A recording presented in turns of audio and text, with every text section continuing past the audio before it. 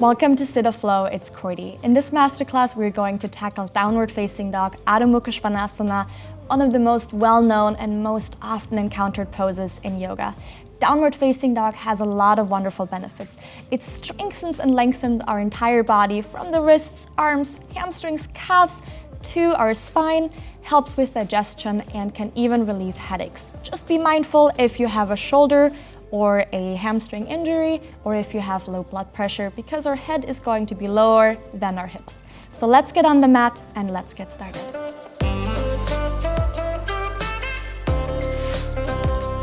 All right, my dear yogis and yoginis, let's get this downward facing dog started. So today I'm going to show you the transition into downward facing dog, starting from tabletop pose. So tabletop pose, we're really going to set up the base for downward facing dog with the hands underneath our shoulders, spreading the fingers nice and wide, really grounding down through each and every knuckle.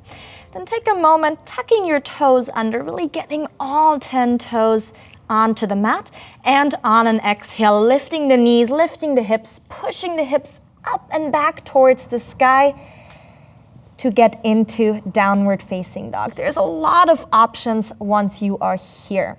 If your shoulders feel a little bit tight, you can always separate your hands a little bit more, pressing back in space, lengthening the spine, lengthening the calves to hamstrings. If your calves and your hamstrings feel a little bit tight, you can always bend your knees here, keeping the heels off the mat.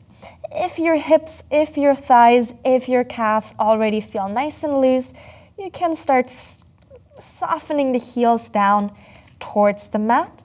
Again, really pressing back in space with your hips. Downward dog is not a resting pose. We're not just hanging out here. We're staying really nice and active, pressing evenly down through the hands and through all four corners of the feet, finding a little more length in the spine here, keeping a soft micro bend in the knees.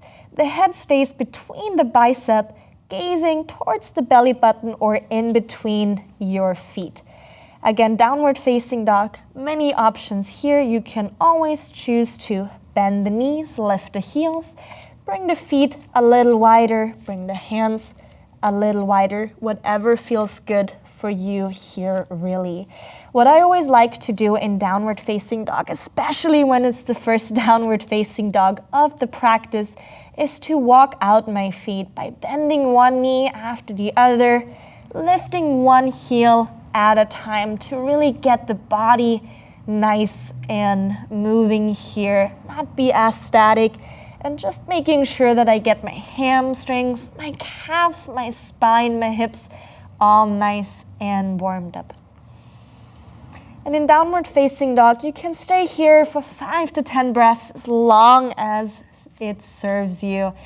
And then to come down, bending again into the knees, softly setting them down, untucking the toes, and coming back into a seat or transitioning into the next pose.